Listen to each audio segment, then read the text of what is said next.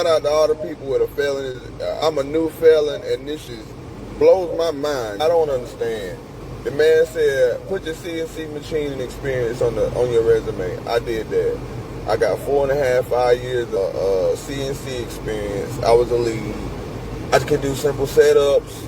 What else? I knew how to change my own tools. I could touch out my own tools. I know how to use the caliper to put the tool in all. What else do you want from me? This man said, you didn't put nothing about CNC. What the else do you want me to put about CNC in? I don't get it. What else do you want me to put? All right. Thanks for joining me. As you know, when you hear 3 boxing bells, it means that we're entering the no commentary section. If you'd like to hear this without the commentary, go ahead and fast forward to the next chapter. And student loan news stories are strictly now on weekday mornings and other news articles as I have time. So we have here this young man, his words, a fresh felony. So that means it's, well, new. It's not like a 15, 20-year-old felony, although it may or may not make a difference depending upon the cause of the felony. He's very frustrated, clearly, because he has experience to do the job and he's having a tough time getting a job. Now, I'm going to be honest, appearing on TikTok in your do-rag and your, street clothes probably isn't the best image when you're sitting on top of a felony. This is just my personal opinion. Something called presentation. You're putting out there that you're looking for a job. Here is the reality, young people. When you have a felony or even a misdemeanor, but in this case, we're going to go with the felony because that's clearly the bigger charge, although it's totally applicable to a misdemeanor as well. It will not matter what work experience you carry, at least for a while. And when I say a while, I'm talking years, possibly even decades. I'm not talking just, a couple of months. It will not matter because your character is more important than your skill. He's looking at his skills and he's going, I've got these skills. I can't get a job. Because if you are an employer, your character will override your skill set. I can train someone to do a job if they're willing, able, and have the physical ability, mental acuity, and all that to do the job. I can train someone to do the job. But I can't train someone to respect the law. I cannot train someone to be of good moral character. They're not my kid, so you're already supposed to be a full-grown adult. Now, I have not, I'm certainly no angel, and I've worked hard to, correct areas of my life that went very wrong when I was younger. But that has to come from inside of you. And unfortunately, for a lot of people, young ones especially, they don't understand why they, like I said, appear in your do-rag and your street clothes, tell the whole world you have a felony and go, how come I can't get a job? And because they may not be able to directly say you have a felony, so I won't hire you. Instead, it's going to be, well, you're lacking in this experience, and we have someone here who is more experienced in this area. There's lots of ways to get around why they don't hire you with a felon. You also have to keep in mind, or I should say with a felony, you also have to keep in mind that a lot of businesses have to be able to insure you. I have told you this, and I will tell it to you again. You may not be insurable because every employee is under the insurance policy of the business. It's under the workers' comp policy of the business. But really, more so the insurance liability aspect. You coming in with a felony, that is a potential risk that the company that insures the company you want to go to, that the insurance company says, you're not going to be able to hire this person. This person has a felony. Name the cause, and we're going to uninsure you. They are not insurable under your policy. So that keeps you out of the job. We have to understand, young folks, you can have done all the right things for years and years. You make one bad decision that lands you a charge, and it doesn't matter how reborn again you are. Again, name your religion, reborn Christian, whatever.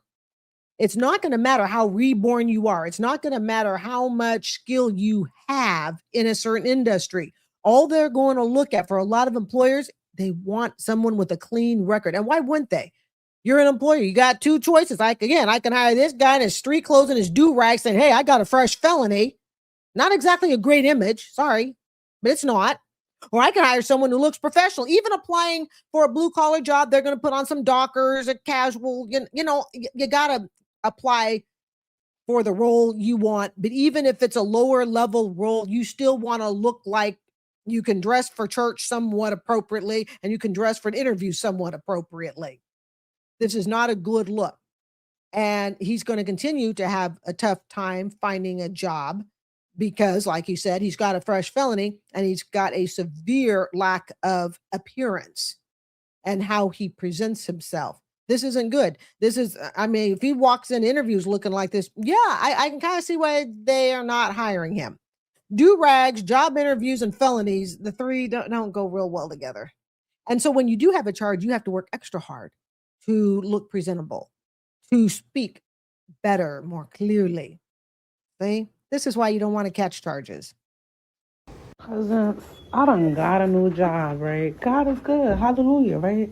Put in my 2 weeks. And then the new job basically said they not hiring me because of my criminal record. Okay, it was a little bit fuzzy. So she just got a new job. She's been on it for 2 weeks. And now the job has said, you're out because of a criminal record. Oh, it is criminal record night tonight, fam. That's misdemeanor. Stop playing on my top. Now is really time for me to get my record expunged because this shit's me off. No way. I've never had this happen to me. In a daycare job for a conspiracy to commit larceny? For being with somebody that's stealing, that's all that is. I was with somebody that stole. Life be flavin'. And I just bought a car. Financed. I'm gonna cry. I'm about to cry. No daycare job is going to take you with a record. No. And okay, I do after school daycare. No daycare job. No. Even if you're even if it was someone that you knew, trusted you, and knew you were a great employee, again, we're talking about insurance, and we're also talking about the parents. And the parents do not want someone with a record of any sort, right, doing their child's daycare. And we are lacking in this video, and the first one, the do-rag guy, we are lacking self-accountability. She goes, I just can't believe it. No one's ever rejected me before. Well, when you have a record, at some point, someone is probably going to reject you. And when you start in jobs that take care of kids, students, stuff like that, daycare, classroom, all of that, they're going to look you up one side and down the other for a record. And if you have it, I'm going to tell you 9 times out of 10, if not 10 out of 10, you are out of a job. And keep in mind, just like in her situation, you can be hired for a job with a record and you think, oh, goodness, thank goodness I passed it. But really, you don't know. I would say 2 to 3 weeks in, if you're still holding that job, you're doing good. Most likely, not guaranteeing.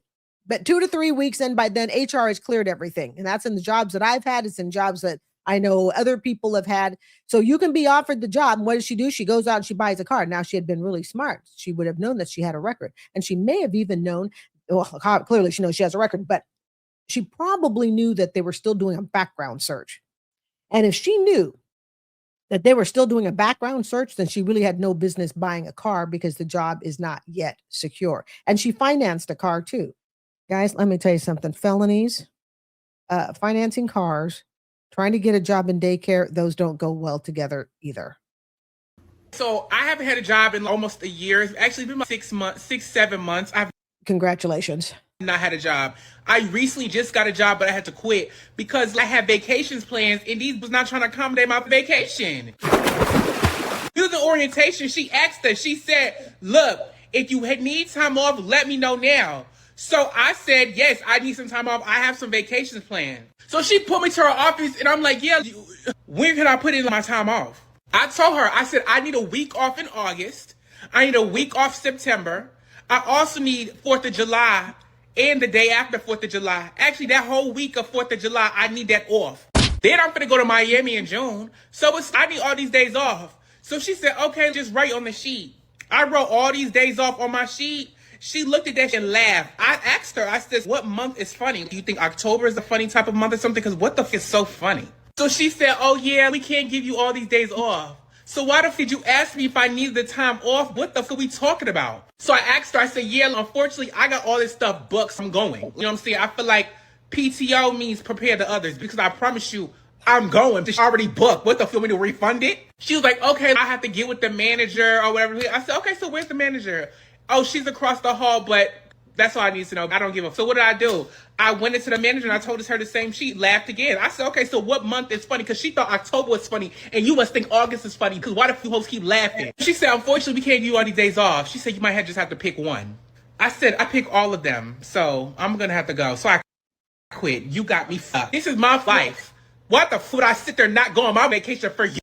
I actually thought at first it was a skit, and I went to his webpage. No, he's serious. From what I can tell, he is absolutely serious. And this seems to be a trend with a lot of young people. No, this is not slam young people, not, I promise. But guys, I mean, God dang, I told you, I've been at my teaching job for 20 years, and I haven't missed a day off. It wasn't a goal. It just kind of turned out that way.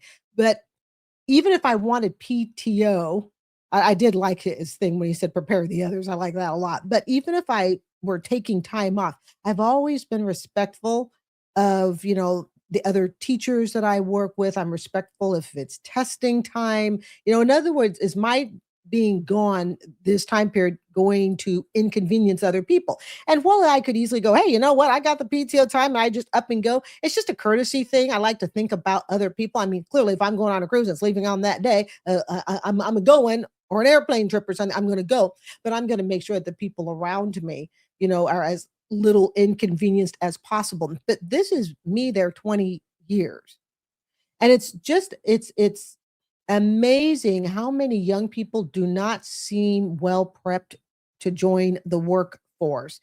And I know there are people out there, some young ones going, yeah, power to the people, and we're going to go on vacation whenever we want, and we'll just up and quit any job you want. Let me tell you something, though. The older you get, the harder it gets to quit a job and start over, especially as you start to acquire things like children, bills that you're paying for and mommy and daddy ain't paying for it. You don't have 3 roommates that you're all sharing a flat with paying for it.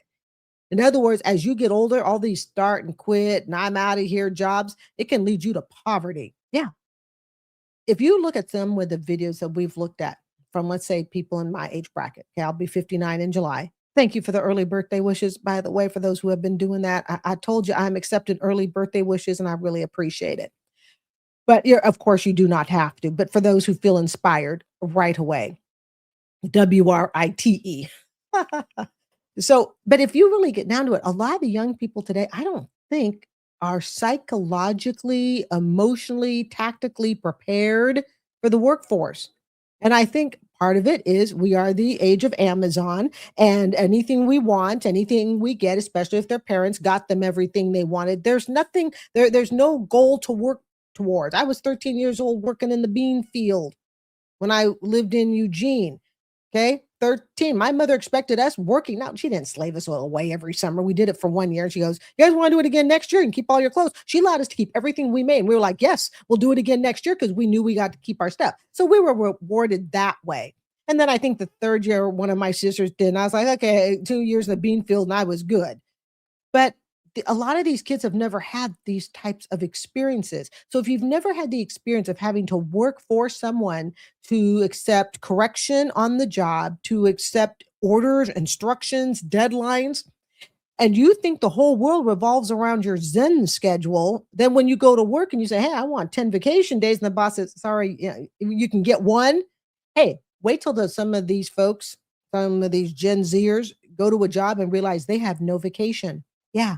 No vacation. You take a day off, it is unpaid.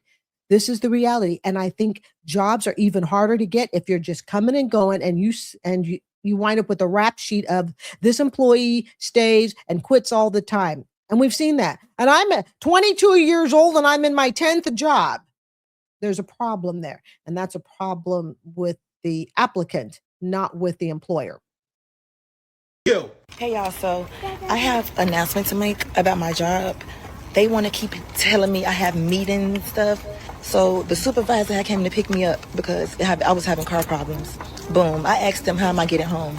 They said, I don't know, basically figure it out yourself. I told the person that came and got me to turn this around because I don't know how I'm getting home. The next day I was not on the schedule at all. So I was seeing the time I was supposed to clock in pop up on my phone, because when I clock in, when it's time for me to clock in, it come up as a text message. I just called them basically asking, am I terminated or what? Because I have not been on the schedule. Why he gonna say, Tina, the hiring, what is it, the HR person, she's on vacation and I'll have to come in for a meeting basically. Y'all, I've been having meetings with their ass so much. I told they, look, I'm done working for y'all. Y'all not about to do that to me. He be having these meetings and I'm not doing it no more at all. Yeah, so right now I am jobless. I'm not broke. I'm still shopping. One door closes, another one open. And if you feel like you can't spend that much time with your kids because you're on a full-time schedule, quit that. Your time with your child is more important. I'm not gonna have no job only had me around my baby for 2 full days. I'm not that type of bitch. And I was feeling guilty because I was working more than I was with my baby. And I don't appreciate that at all. I don't like that. So I basically told them, y'all, I'm not working for y'all no more. And I hung the fuck. I don't give them. I don't care. One door closed, another one open. Just remember that. God got better plans for me. That job is that's not the best job in the world. It was good money, good paying. I don't give a fuck, okay? Every time I quit a job, I get a better one. So it really don't matter. But yeah, we're out shopping. We just got to Walmart. I said Walmart. We just got to Target. And we're just looking around. I don't know why I came to this high-ass store, like I said, but it's okay. But if a job is pissing y'all off, and the first thing you came in your mind is just to quit that. If you see this video, that's your sign to quit that. Ain't nobody finna work my ass off like that. And then take me off the schedule and playing with my money. No, that. Do not follow her advice. If you're thinking to yourself, hey, I hate my job. I saw her video. She says, when one door closes, another door opens. It says, this is the sign to quit my job.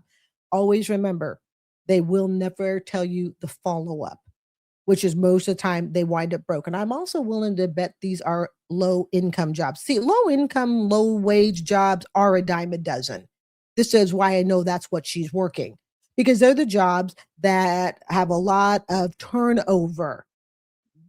Someone who is in a professional job, no, you're not just going to up and leave like that. Not most likely without a plan. And if you do up and leave like that, we've seen those TikTok videos too of, I regret I just upped and left my professional corporate job and now I'm broke. Remember TikTok beggar, what's his name? And he always filmed himself going to work, being at work, and he racked up millions and thousands of dollars. And then he said, hey, I'm making so much on TikTok, I'm going to quit my corporate job and just do TikTok. And now he's broken a beggar. I can't remember his name. See, when you get people on TikTok telling you that they're miserable and that they're going to quit their job, and she's got a child to care for. I don't know if she has a husband, but I'm going to say probably not. I'm just going to say probably not. But either way, do not take the advice of TikTokers who tell you, quit your job, you're miserable, you don't need to take that from your boss. And here's the interesting thing. The things that I hear TikTokers talk about as to why they quit, these are not unreasonable things of a boss to ask someone. I have not heard a TikToker say, and my boss beat me every day from, at 2 p.m. No, I haven't heard that. What I've heard is my boss limited how much vacation time I could take. My boss scheduled a meeting. It just wasn't convenient. Okay. That's what I've heard. These are things that bosses are supposed to do. But if you are an entitled employee and you feel that the people that are paying you are supposed to work around your schedule, then you're going to be in and out of a job a lot. I guarantee it to you. She's not in a professional job. 100% guarantee it. She's not in a professional job. She's on a low income, low wage employee. And that's why they can bounce in and out of that. And they live their life financially, on the line. And showing me that you're out shopping at Walmart after you quit your job, so what? That means nothing. It shows nothing. It proves nothing. So don't ever listen to someone who tells you to quit your job because they were dumb enough to quit theirs and they're a mother.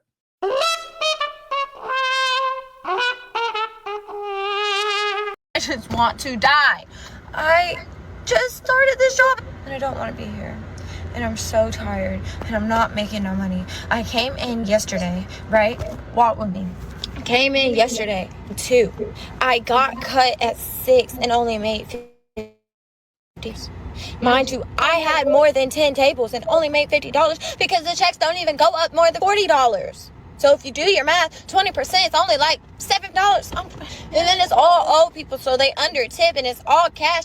This man left me $3 yesterday. $2 actual cash. The last dollar was 4 quarters. I'm too pretty for this. Genuinely, I'm too pretty for this. I should be on a boat shaking and doing splits. I don't know how to do a split, but that's where I should be. I should be on a boat with just a whole bunch of men throwing money at me. I'm pretty, so they're throwing money at me without me actually having to do anything besides just sit there and look pretty. But no, I'm doing this so I can move. But it's like, these funds should be funded to me for free. I don't have any friends here, and I don't want any friends here because they're all old. I'm not a hateful person, you guys. I'm not. I like old people. It's only $80. I thought if I, like, hey, put me on that money, I would feel better, but I don't. It's 10 o'clock. I just got home. I got cut at 8. And I didn't get out of there till damn near 9. And it was up from hell. Tell me why. I had a 5-top already. They were eating, they were chilling, they were fine.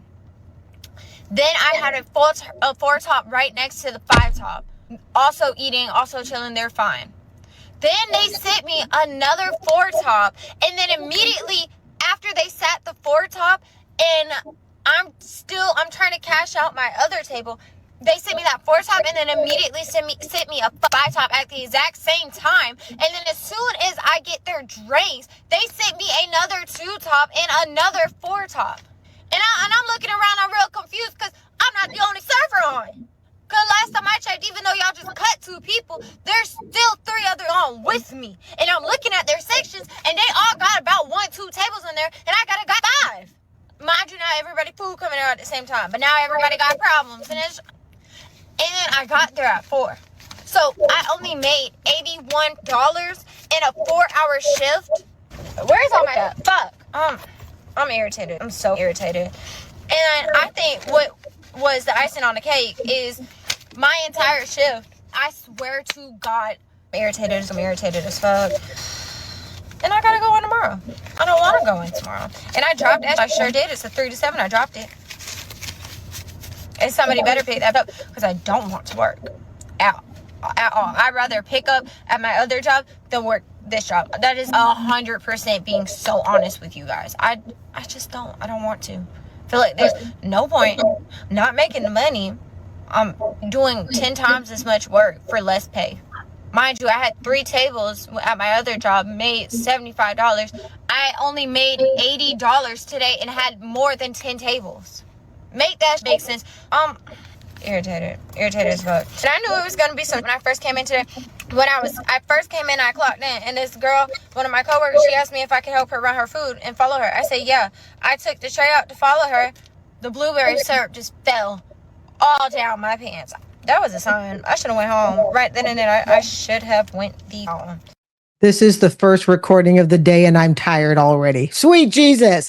Thanks for being here with me so much, you guys. Don't forget, student loans and news article stories now only run in the morning as time allows. Don't forget, also 3 boxing bells tells you this commentary section is over and it's going into the quiet room. So for those who'd like to skip the commentary talking, you can just go ahead and fast forward to the next chapter. Thanks so much for being here. Okay, guys, do you remember when you were her age? God bless her. And I let her go for 3.5 minutes. All right. I mean, I do like to try to share the chatting on the channel. Okay. I remember when you were younger, talking to the older millennials, the Gen X here. All right. And you had a bad day. The serving didn't go well. The office manager yelled at you. Your coworker thinks you suck. What did we do? That's right. We went home and we moaned and groaned using the nice words, maybe to your roommate if you had one. Maybe it was to your significant other.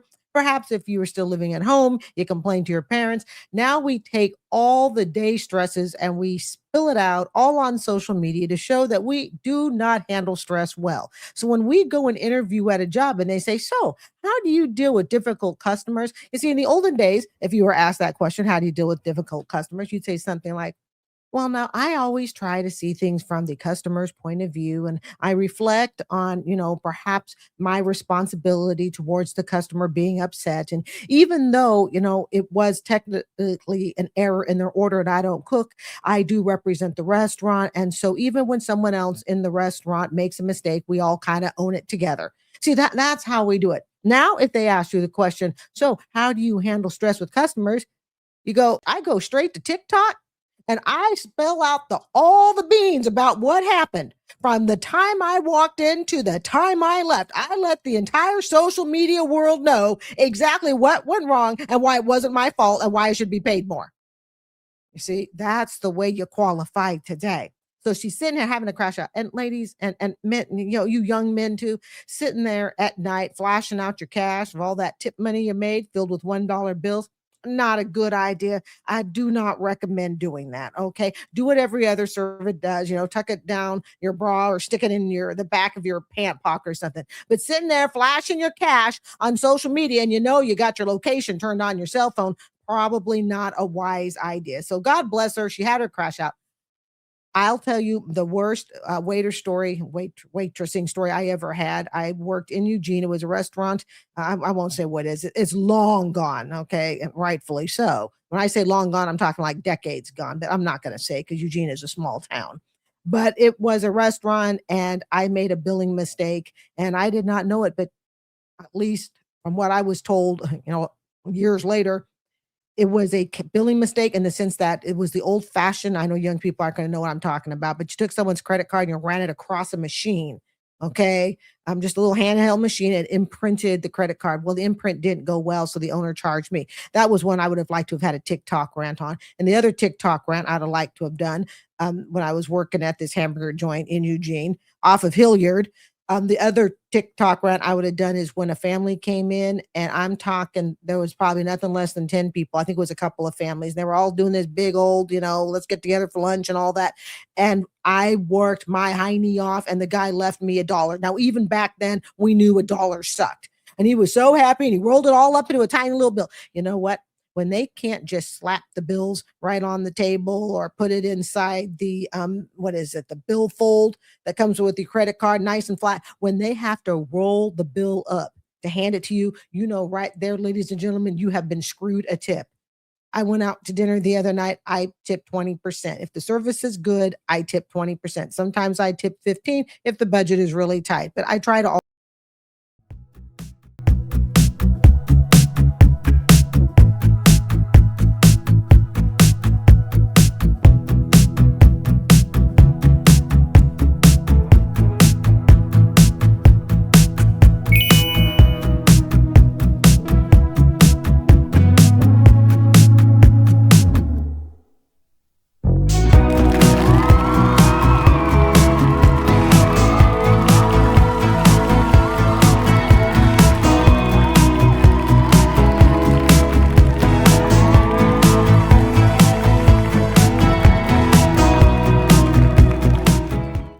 a clip of a young Black woman, and for those not looking at the screen, and she is, I guess, talking to a manager. She has the phone pointed up at her. I don't know if the manager is aware she's recording or not, but I guess there's some beef between the manager and her. Let's do it. Melanie, that's more than once you've acted like that. Come into the kitchen screaming and yelling about what you need out front. I won't tolerate it anymore. And I'm not finna tolerate feeling like a slave. Y'all could have waited till 4 o'clock for that. No, we couldn't. Why? That's not your thing to worry about. My point is, you had 3 people out there, because I walked out. No, yeah, I had 3 people because I got that line down by myself. Yeah. Nothing to do with you, Portia. None at all, swear to God. But it'd be busy. Are you going to sit here and argue with me about your behavior? It was unprofessional. No, I'm going to just be me and be myself and keep it G with you. Keep what? Like I just said, no. I just felt like that could have waited. For what? For what? What you mean for what? Because I was out there by myself. And I worked hard up in this motherfucker. With 3 customers in line? 3 customers? It wasn't 3 customers. It was more than that. That's what I saw. Yeah, that's what you saw after 10 minutes when you was back here. Melody, let me put it to you another way. You behave like that again, I'm just going to get you replaced. That's fine. I won't put up with That's it. perfectly fine. That was unprofessional. You were rude as all get out. That's perfectly fine. It was an important time that we were doing in the back of the house yesterday. And if you really and truly can't survive by yourself out there for 10 minutes, do you really need to be Can here? you survive by yourself for 2? Absolutely. Let's see. When In we a open. New York minute. In a New Don't York challenge minute. me, Melody. I'm about to send you home. For real. I just really truly felt like that could have waited. That's all. I mean, I try to be like, chill my behavior down a little bit, but I just believe in what I believe is right. If you're angry about something, you need to learn how to handle it, because I won't put up with it. Do you I'm just understand what I'm saying, saying to you? I won't tolerate it. I understand 100%. Yes, ma'am. But look, what I'm saying is that's hard when you out there by yourself and it's a line. You got customers looking at me feeling like they waiting on me, because at the end of the day, customer come first. Customer always right. I'm here to serve them, right? And you getting mad at me because I'm trying to serve them because y'all want to do a celebration. I don't get it. That could have waited. I just feel like that could have waited. It could not have waited. I wasn't going to wait. All right, cool. That's fine. Okay. And again, well, I apologize about yesterday. It won't happen again. But like I said, I'm going to always be me. Okay, take that crap out of your nose. I'm not going to tell you anymore. Absolutely. I always take it out or put my mask on. She's wearing a nose ring. It's not an issue. You're in this building, it's not in your face. Do you understand what I'm saying? Got you. Period. Yeah, I told you that till I'm blue in the face. I needed this. Yeah, is that it? I said I needed this. Is that it? We good? Yeah, for now. Okay, cool.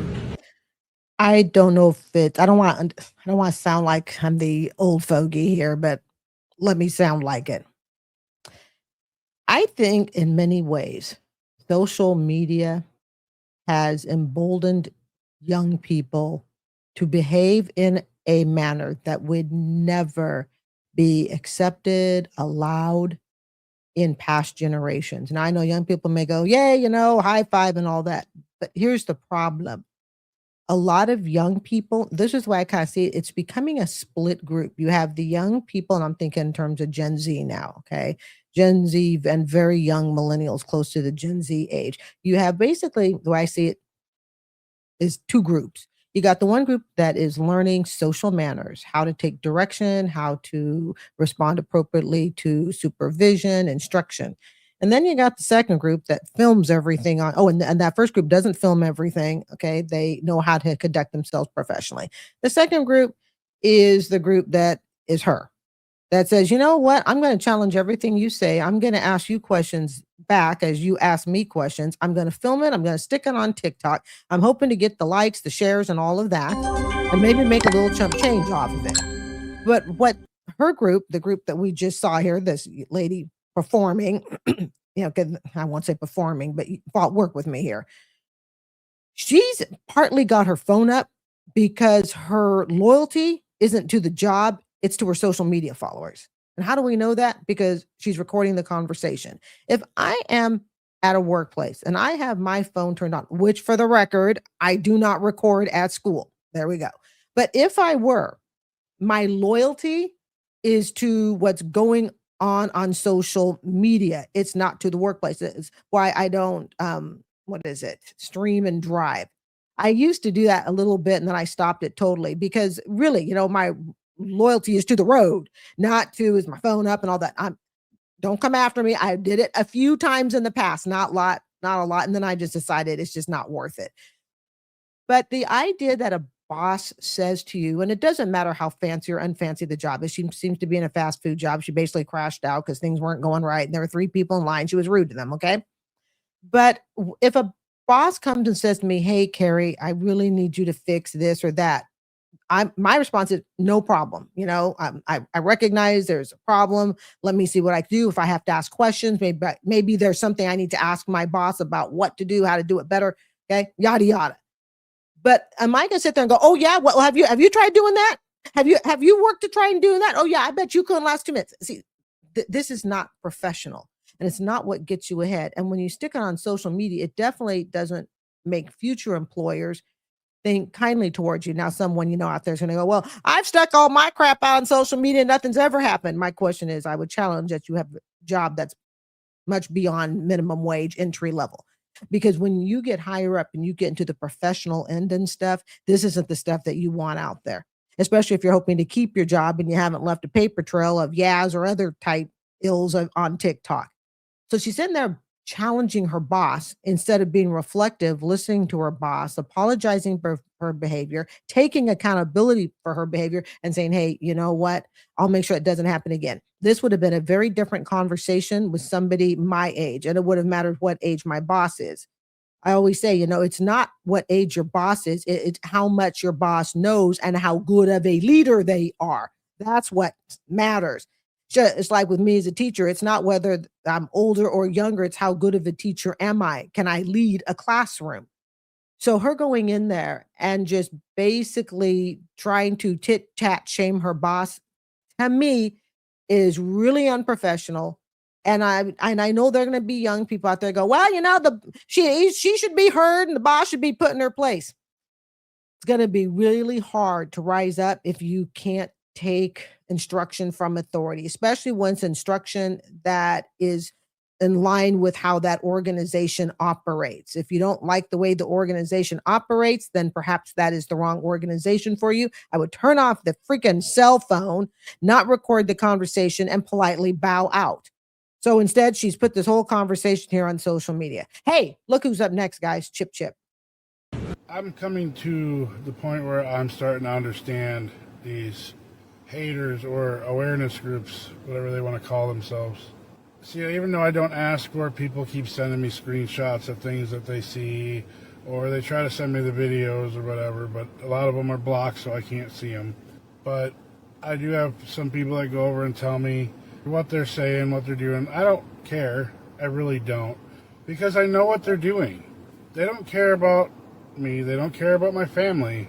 They don't want to see me get back on my feet and support anybody. Now, really quickly, I forgot to put the date on this, but this is just really recent, just in the last couple of weeks. All my chips, I try to keep a post on them. Now, Chip is basically saying that we are supposed to care as much for his family as he does, saying they don't care about me or my family. Okay, that's like me saying, well, nobody cares about me or my family. Well, they're not responsible for that. I'm responsible for it. And let's just remember that Chip, for those who missed it, okay, Chip's been around a mighty long time. I think since 2022, if not possibly earlier, singing the same tune, saying the same thing, and doing the pity me story. They're trying to bury me, along with many other people that they're going after. And I've watched them. They're hypocrites. They sit there in the comments and they're like, oh, who has time to make a video, has time to look for work? But then you go over there and they're watching somebody's live for 4 hours. In other words, Chip, they're watching the 4 hours. They're probably talking about him. He got time to make long videos. This is a long video. Chip has a lot of time to make long videos to live stream. Why? Because he doesn't work. And by his own admission, he hasn't worked in more than a year. By the end of this year, it'll be at least 2 years he hasn't worked. Waiting for that person to say something wrong so that they can turn it around on them somehow. That's what they're doing. Everything from my past has already been brought up. I've already explained everything. I'm not going to keep doing it. I don't care if you want to keep doing what you're doing. The problem I'm having is you guys assume way too much about things that aren't true. And you just take those as facts. And that's what you put online. I didn't tell anybody about this, but I had a phone call from CPS on Friday. It's gotten to the point where they know about you guys. They know what's going on. I've already explained TikTok. But it's getting to the point where they just call me. And she goes, so there's another phone call we got. Do you keep the baby on the roof? No, I do not keep a baby on the roof. Is if somebody actually donates to us and they put it in the comments like, hey, sending you $10, that person will get bashed relentlessly for helping.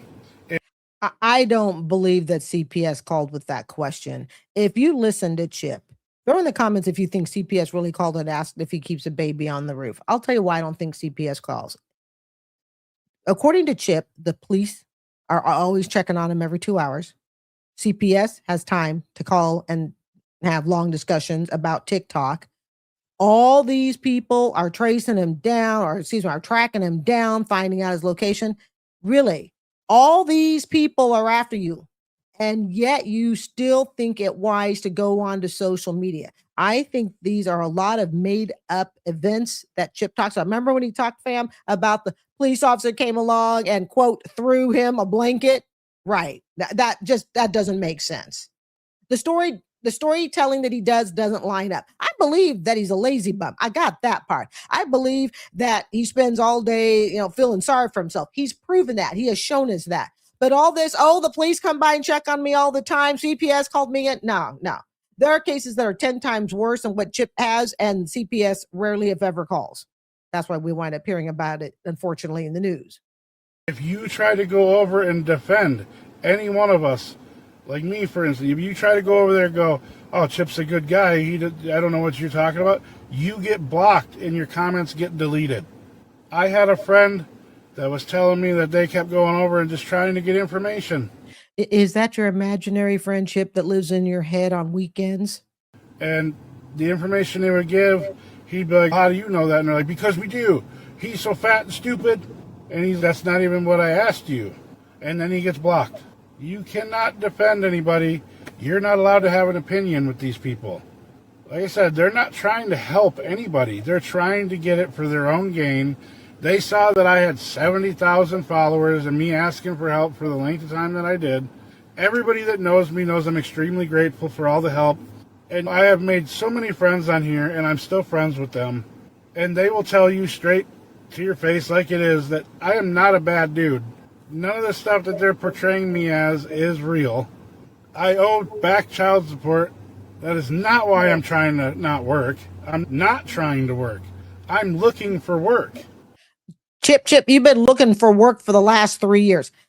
Guys, I want you to imagine the worst father you could probably have. Well, I mean, not without going to extremes and, okay, but just the everyday dad you could have. Could you imagine relying on this dude for anything that you need in life? And again, I'm still waiting to really confirm if there is a fifth child. Like I said, we're going to go that there is a fifth baby now about a month or two old. I tried going through a temp agency. They gave me a couple really small assignments and they're still trying to find me something permanent. I tried going to the stores around here. It's either they're not hiring or it's only 2-3 hours a week, and I need more than that. It's also not real greatly looked upon to have my kids in the car while I'm working. Not just that, but I can't really just drop my wife and a newborn off at some random location with my kids and go, okay, you guys are good for 12 hours? Bye. Nobody seems to look at this. The car. I was told that I was a liar because I said it was up for repo. I've never had a car up for repo. You are a liar, and we proved that on prior videos. You claim your car is up for repo, but miraculously it never gets repoed. Kind of like Lala, who claims her places. She's always going to get evicted. She's a night before she's going to get evicted that morning, and then miraculously she's in the same spot the very next day, not evicted and ready to beg. I assume that when they come and get a car, they do it like right away. I was wrong. It could be on the repo list for like months, I guess. As you are wrong on so many things. Eventually it will get repoed. I'm thanking God every day that I still have it, but I still have it right now. But these people are so hell-bent on ruining me. I went on Facebook at a group out here and asked if anybody knew where I could get a hot plate so I could get my kids something to eat besides microwave food. And I got bashed in the comments and told that I should have bought that with the $25,000 I had a couple years ago. What's wrong with you?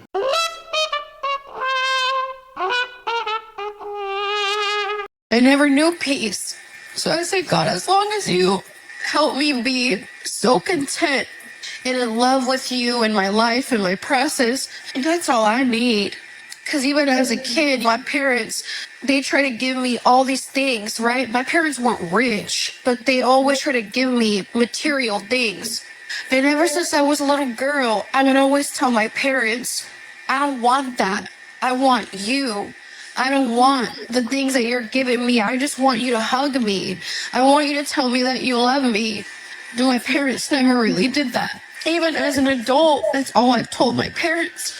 Last time I saw my parents, it was like, y'all keep trying to give me stuff, but I don't want none of that. Y'all keep trying to offer me these things. I don't want that. I just want your encouragement. I just want your love. I just want your acceptance. That's all I want. And to this day, they can't give that to me. So I've learned that I have to give that to myself. And I have to open my heart to let God in so he can give that to me. So Some people are really hard on me online or in person. They don't know what I've gone through. They don't know what I've been through. They don't know how much that's the last thing that I need. Is people being like that with me. Because I've gone through enough. I hear enough of that. You know what I mean? Hey, Salome. Thank you. Yes, Susie. Amen. Thank you so much. Thank you. And even it makes me sad because there's been people from my past, like in my high school or whatever it is, that have recently started following me. And they were like, Carla, it makes me so sad that you're going through this. I just saw you pop up on my FYP. Are you okay? Carla, all I remember is that you were always so sweet. All I remember is that you always had a beautiful heart. And it makes me so sad that you're going through this. And it just, seeing those comments and those messages make me sad. And I try to be careful because then I can start to get upset with God. And I'm like, yeah, God, I don't deserve this. Yeah, God, I don't deserve to be going through this, but I am. And if I let what they say get to me, it'll make me then get upset with God. When in reality, I know the truth. The reality is I know I'm going through this because it's preparing me for what my actual occupation is going to be. So, yeah, guys, it's been a lot. It's been a lot. Thank you for hearing my testimony and tuning into what God is doing. Yeah, it could be pretty helpful. I've always prayed on my left, Lord, if I'm meant to have a counselor and I need the funds for it, I need you to lead me to one that I can trust and stuff like that. But it just hasn't happened yet, so the funds or direction, so I just kind of leave it as that. God's been my best counselor, honestly. So we'll see what happens. You guys just heard a perfect dry bag. Probably one of the most perfect dry bags ever played on this channel. What is a dry bag? For those who don't know, it's when you're indirectly asking for money, but you're going to tell it through a story, something emotionally impacting. Now, keep in mind, okay, this was like sitting, I felt like a therapist, right? She's sitting on the therapy couch telling us of her trials and tribulations. And don't get me wrong, guys, I've had my emotional moments on this channel, all right? And that's okay to have that. But there's something about having an emotional moment on the channel, talking about, excuse me, talking about things you have learned, and then saying, but the money's never come. It's never shown up. And of course, it's to a ministry because that's something, tied to spirituality and religion. And we all want to feel spiritual and religious, those who believe in that sort of stuff, which I do. Okay.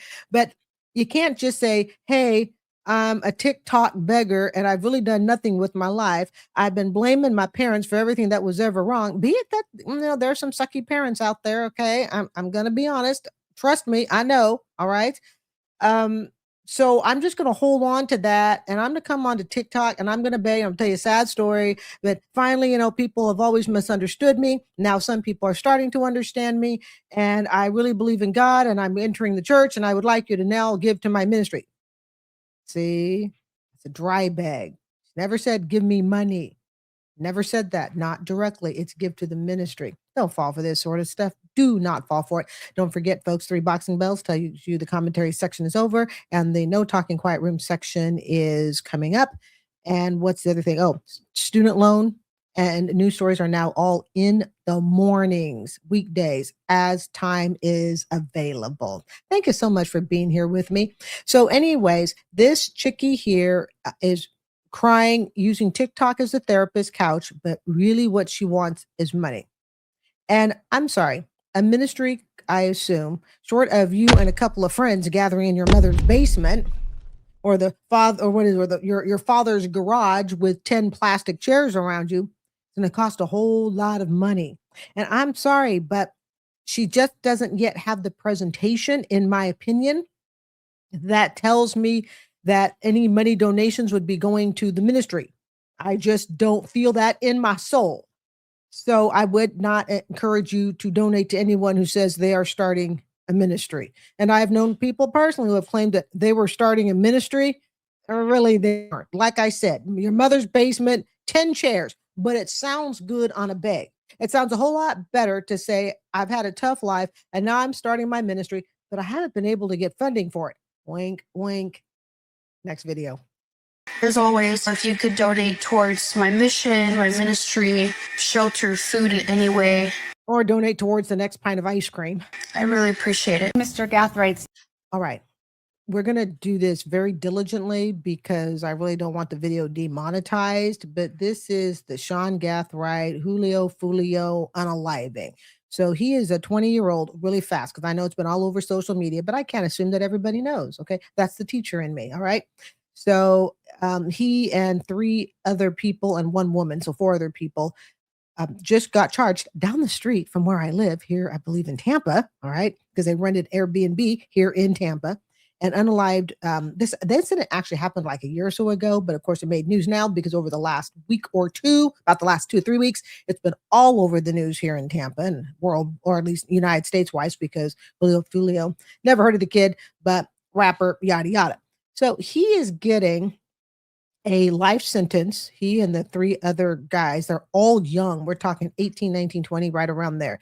So this Sean Gathright is 20 years old. And the reason this case, I think, has gotten a lot of attention, well, not I think, I know, part of it is because Sean Gathright came from a military family that had traveled around the world. He was brought up privileged.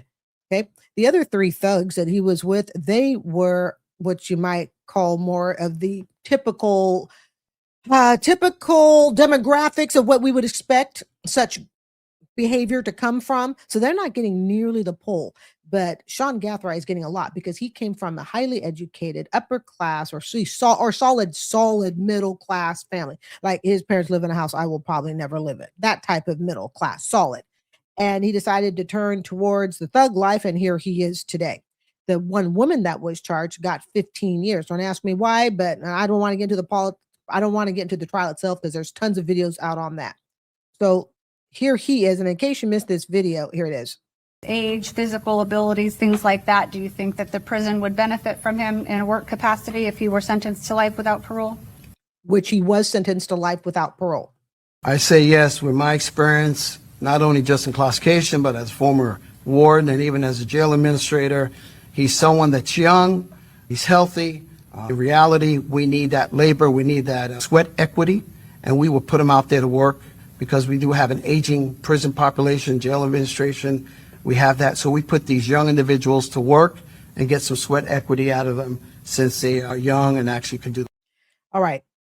Now I can tell you, living here in Florida, sweat equity, whew, it gets bloody hot in Florida. And I know even Florida isn't like parts like Louisiana, which I think get even hotter and stuff, but the humidity, okay, 90% plus humidity, not uncommon.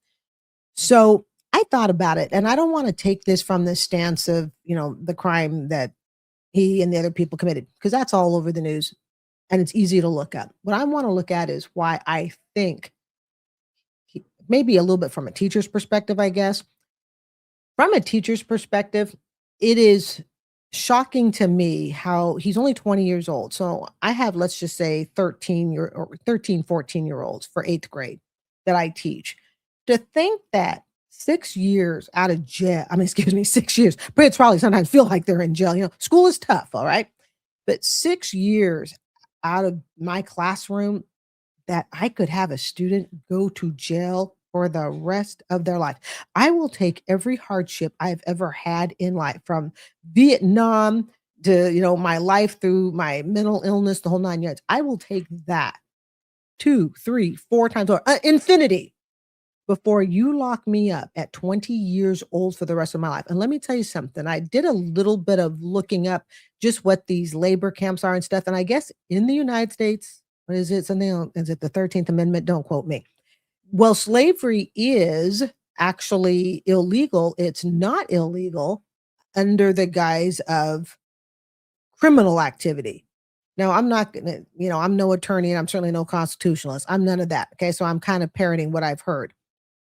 But what's scary to me is I think about what my life was like in my 20s and how much freedom I needed to be able to turn it around. I needed all the freedom in the world to be able to make my mistakes, improve, and everything else.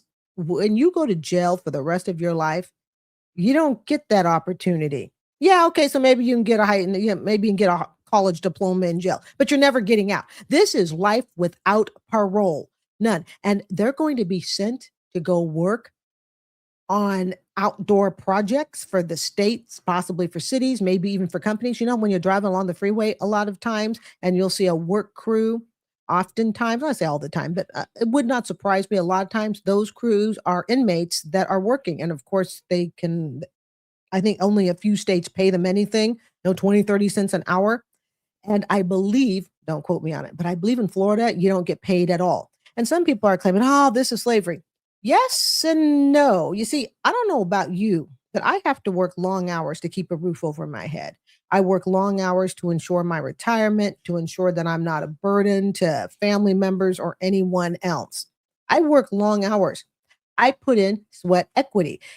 But the problem is that when you're putting in sweat equity as a prisoner, you don't have a choice as to what you're going to do. And from the shows that I've read, the shows that I've watched, and some of the blog pages that I've read, if a prisoner, and I'm not saying this applies to him, but I'm just talking in general terms, if a prisoner refuses to do a work assignment, that prisoner can be put into solitary confinement for an indefinite period of time, which in itself is god awful. Look, I would rather be outside on the side of the road on a 100-degree day. I'm not kidding.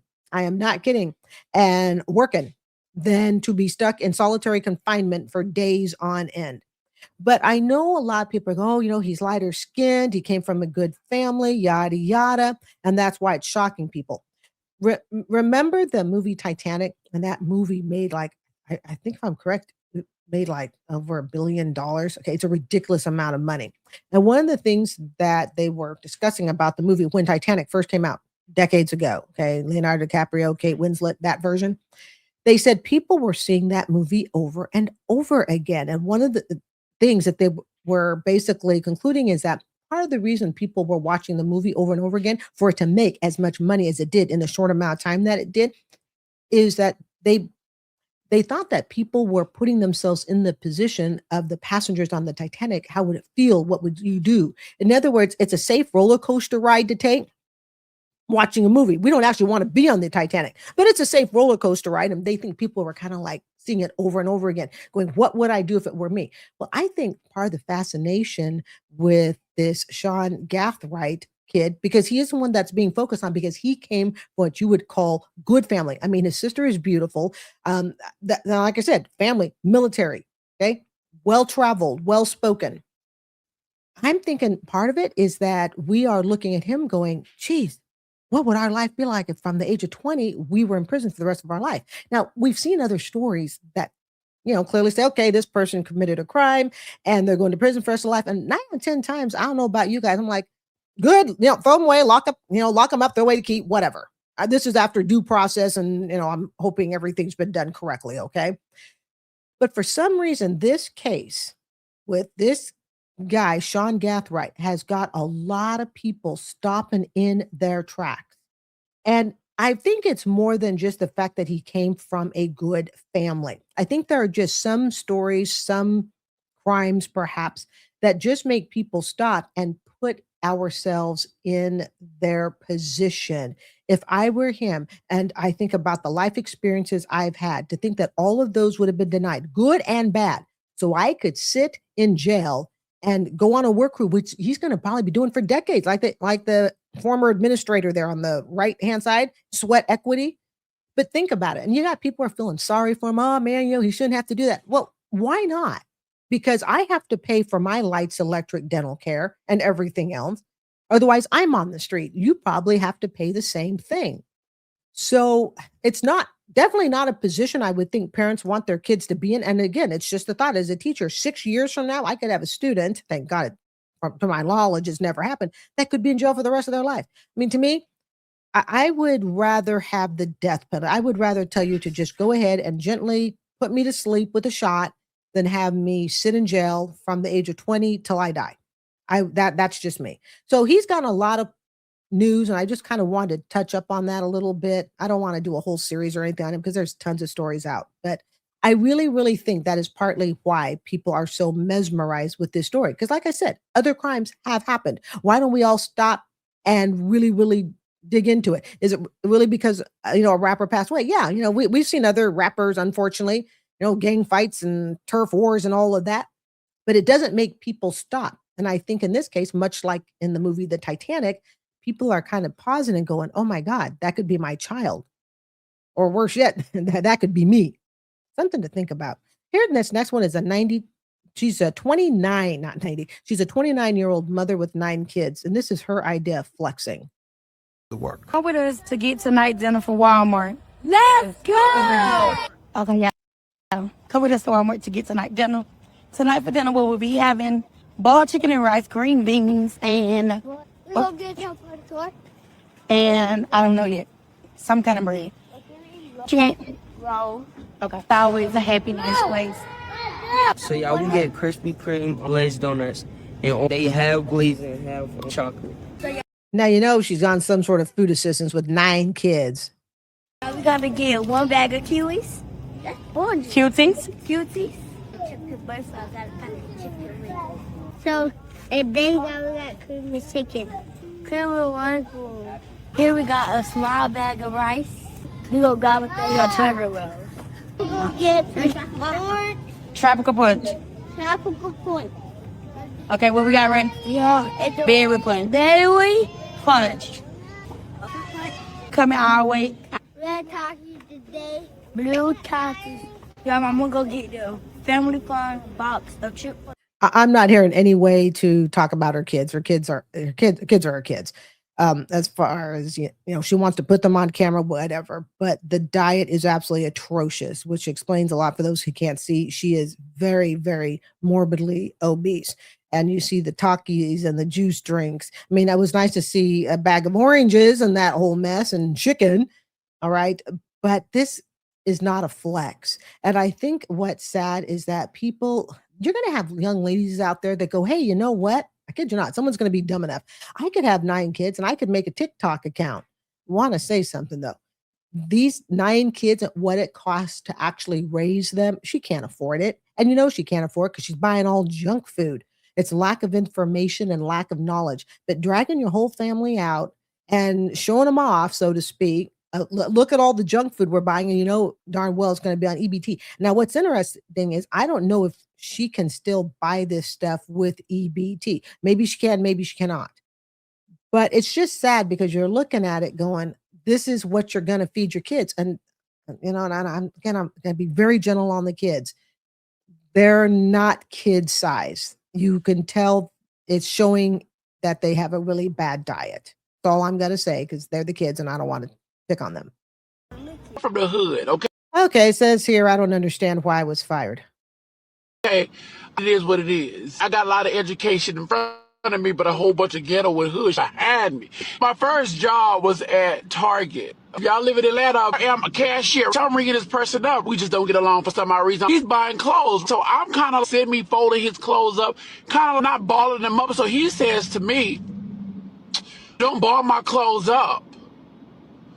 I say, okay, I can hand them to you and you can fold them. This is Target, not a laundromat.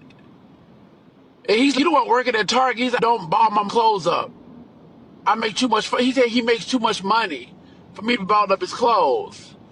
Now, mind you, I'm a freshman in college at this time, so I'm not making money yet, girl. I'm a struggling student.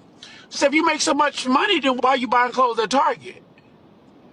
He looks me up and down and snatches his bag from me and said, you lucky you're on the clock. Cause baby, as he walked out, now mind you, there was other people in line behind him. After he walked out the store, I turned my light off. I'm on lunch. I went and I clocked out and I told the supervisor I'm about to take a lunch. He like, okay, cool. I walked out, that when he got in his car, he pulled out, backed out his car. I said, I'm on lunch now, what's up? I snatches that BMW beat him. I don't know why I got fired because I was off the clock, so I don't really understand why I got fired.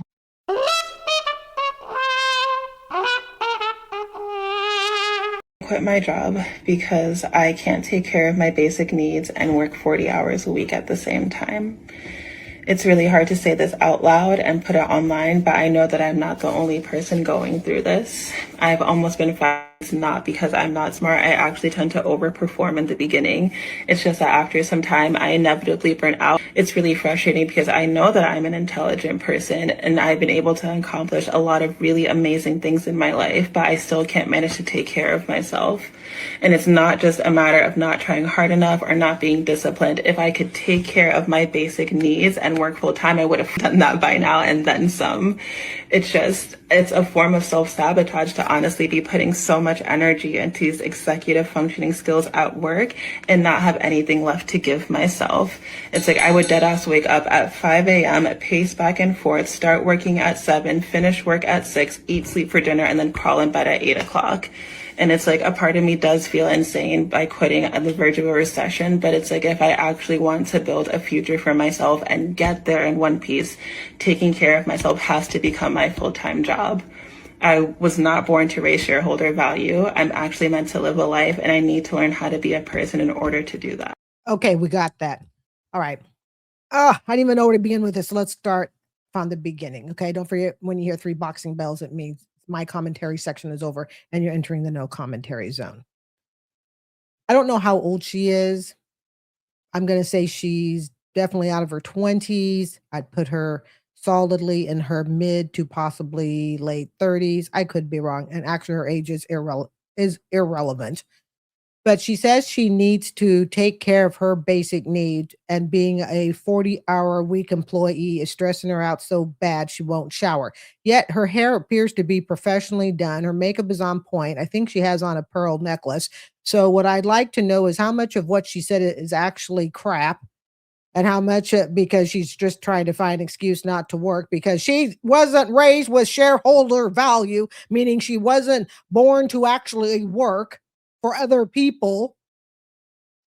I'm just saying, that's what you think. Shareholder value. She wasn't born to work for other people, probably born to work for herself. But I hate to say it, she doesn't realize that, okay, great. She's not born to work for shareholder value. She's born to work for herself. But how are you going to work for yourself when you can't even crawl yourself out of bed, supposedly?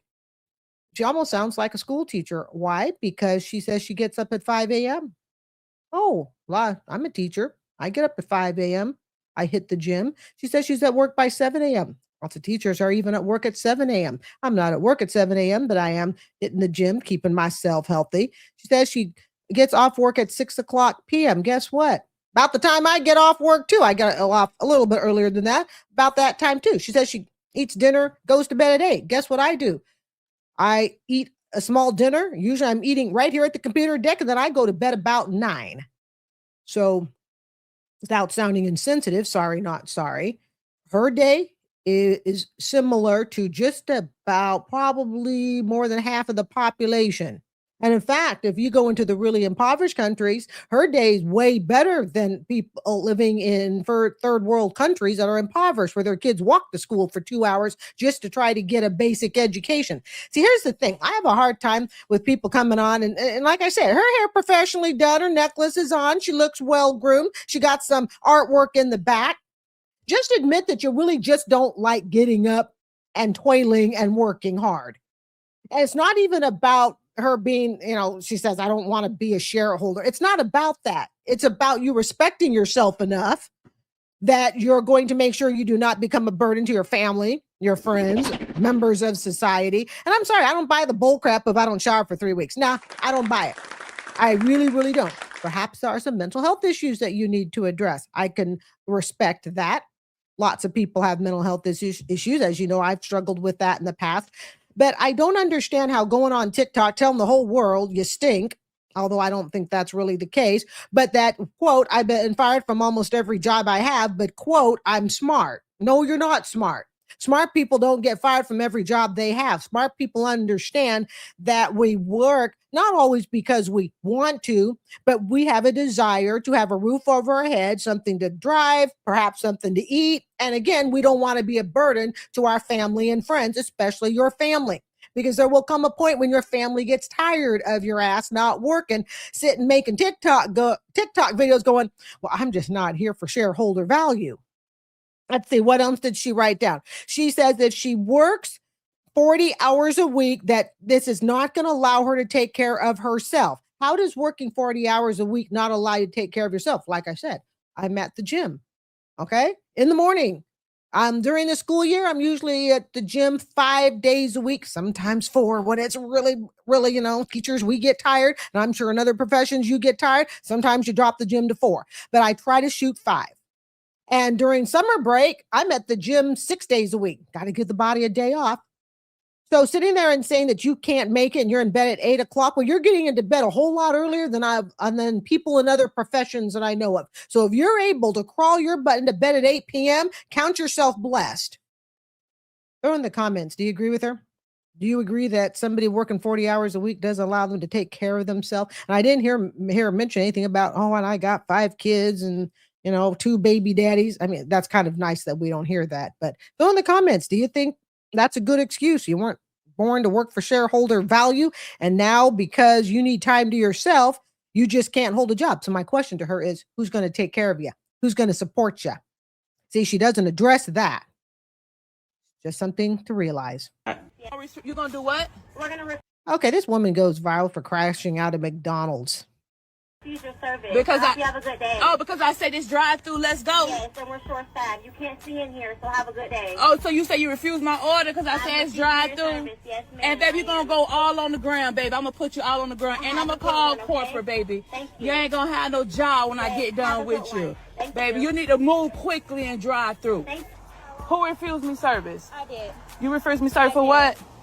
Because you come a rude. No, hold on. You know this McDonald's, right?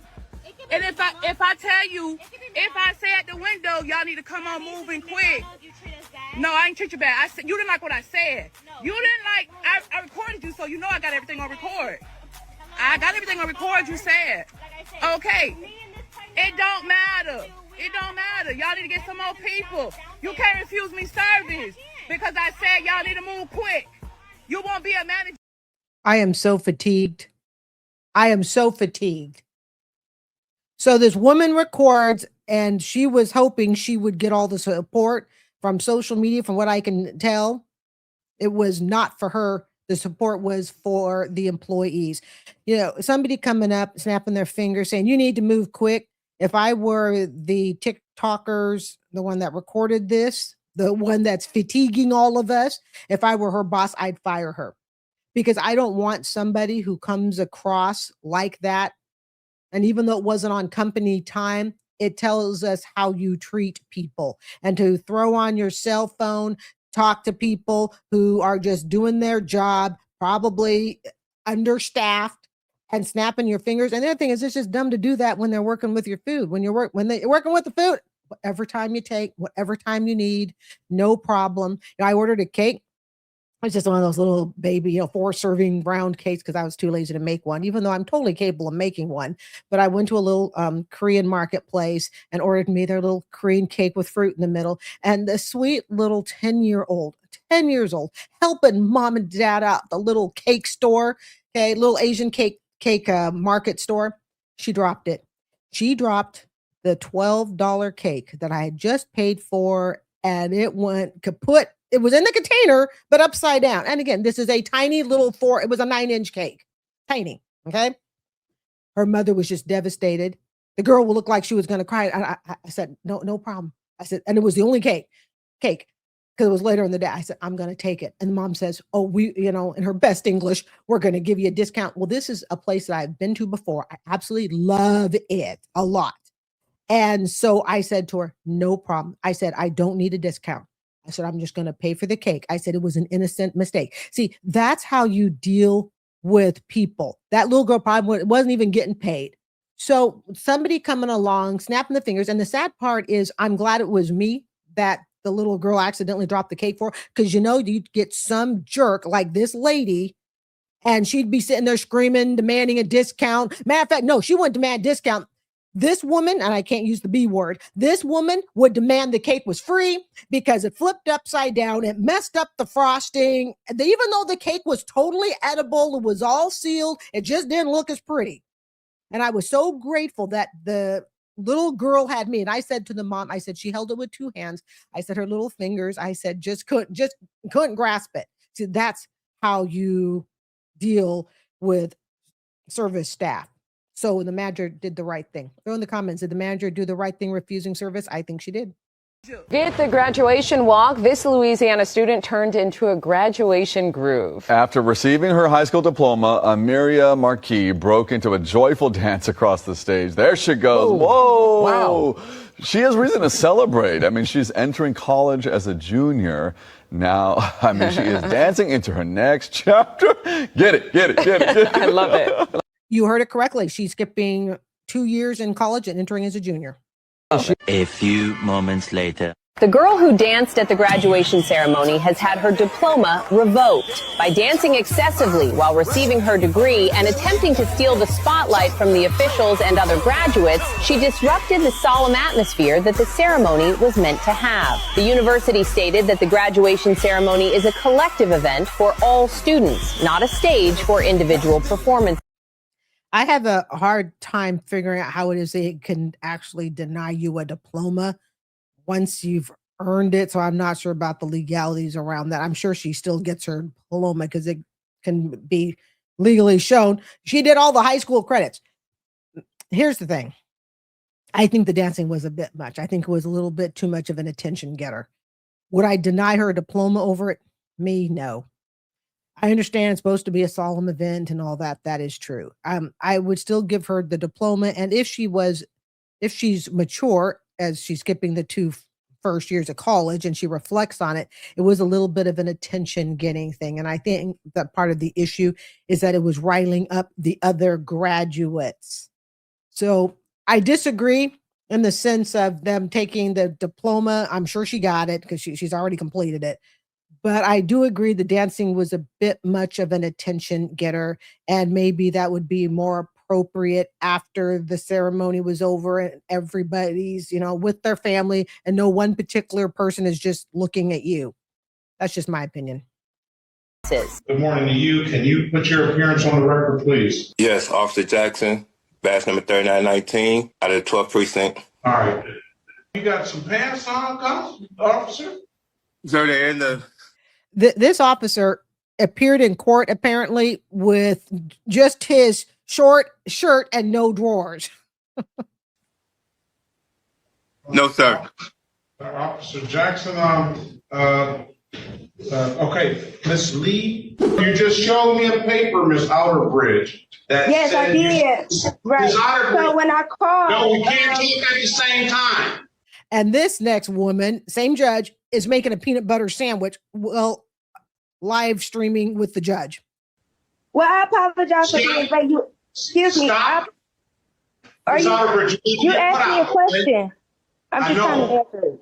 I know. Put whatever you're trying to prepare now. I'm trying to feed my daughter. Get your coat. You gotta put your properly dressed on. I am properly dressed. I have on a t-shirt. I am properly dressed. Is that a robe? It's the problem, sir. I'm not even doing that. You asked me a question. I'm answering. My daughter is sick. I had to keep her home from school. I'm just trying to feed her. That is it. That's understandable, but you're in court. Miss Outerbridge, I'm sorry that your daughter is sick. But again, you're in court, okay? And we're going to treat it as such. I'm properly dressed. I have on clothes. Fine, Miss Outerbridge. You know what I wonder? And I'm going to try to give this clearly young, naive, inexperienced mother a little bit of benefit of the doubt, okay? A lot of people who are not socially groomed genuinely don't know how to dress, look, act in certain social situations. Now, I'm trying to give her the benefit of the doubt versus just saying, she's dumb, she doesn't know. If it's not been taught to you, if it has not been modeled to you, how would you know that appearing in your bathrobe, even as I think she was wearing a bathrobe, and then she does have, shirt and pants, but this is highly inappropriate for court. But the problem is we are also dealing with social media. I genuinely believe there are people who are just not taught. Now, the officer, the first one comparing without pants, he's just a dumbass, okay? But in this case, A little part of me wants to give this young mom the benefit of the doubt that she really didn't know. And it is hard for us that do know to sit and go, how could you not know? But that's like looking at me and saying, Carrie, how did you not know that you were an idiot when you bought a car that was 40% of your income when you were in your early 30s? No wonder you were stupid and got your car repoed. You deserved it. See? Sometimes you just don't know what you don't know. So instead of just throwing the book at this young mother and saying, yep, she's totally naive. Yes, naive. Yes. Uneducated about it. Yes. Stupid. I'm not going to go that far. I'm going to try to be nice and put out the olive branch on that and say, she may not really have known, because so much is now done by social media. You don't go to court to see how people dress and look. And again, we're excusing the officer with no breeches on. You don't go to court and see that. So is there a chance that somebody like her genuinely wouldn't know? We can say it's common sense because we know. Always remember, the things you know are common sense to you because you know it. So I'm going to try to give just a little bit of an olive branch here. I have on clothes. Getting really tired of making videos that are sad, but so you go ahead and you make more TikTok videos that are sad. As I've said in previous posts, I have been tinkering on the edge of homeless for several months now, many months, and I have managed to keep myself afloat, mostly because I still had a car that I could drive. A month ago, give or take, local school bus hit my car, and because it's an older car, the insurance company decided to total it, which is fine, whatever. So they give you blue book value for the car. And they did give me a rental car for about 2 weeks.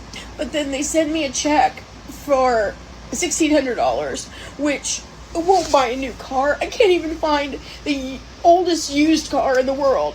I can't find a new car for that. And I asked them, what am I supposed to do? Because you just took my way of income away from me. That car was everything to me. It may not have been worth much money, but it was worth everything to me because it was the only thing helping me keep afloat. And now it's gone, and the rental car is gone, and I can't work. I don't mind walking to a job, right? But I've been applying around to places that I can walk to from the hotel and getting nothing. I keep calling and following up and I get nothing. And DoorDash and Lyft and Uber were keeping me afloat. I could make a good living, and it's the lake season so that I could go to the lake on the weekends, which I did last weekend. And I thought if I could do that all summer, I'll be okay. I'll be able to keep my head above water and I can maybe get a place. But I had to give the rental car back, and I can't afford to pay for a rental. I used the money that they sent me to pay rent at the hotel, but it runs out tomorrow night. What am I supposed to do? I don't expect people to pay my way. I've been working since I was 14. Before that school bus hit my car, I had a car that was paid for and running. It wasn't a great car, but it was paid for and it was running, and I don't understand how they could take my livelihood away from me and only give me the value of the car. How is that fair? People say I should have got a lawyer, but that drags on, and if I hadn't paid that money to the hotel, I would not have a place to stay. I feel like this is it. I have enough money for one more night in this hotel, and then I'm homeless. My dog and I are homeless. I've gone on rehoming sites trying to find a home for my dog and my 2 cats because I know I'm going to be homeless and I don't want them to have to do that. But I can't get any hits on that either, and I am done. I feel like I don't even want to be alive anymore because I feel like I'm never getting out of this hole. I don't know what to do, and I'm not asking for money. I'm not on here asking for money. I'm just trying to vent and ask for, I don't know what advice or, how can they do that? My car was running and it was paying my bills, and I was able to stay in this room, and I wasn't saving any money yet, but I could have by going to the lake this summer to work, and now I can't do that. I can't do that because they took the rental car and they didn't give me enough money to buy a car, and now I had a car before their bus driver hit me. How is it fair that they don't have to provide me a new car? How is that fair? And I know life isn't fair. It's nobody's responsibility to pay your bills. I know all that.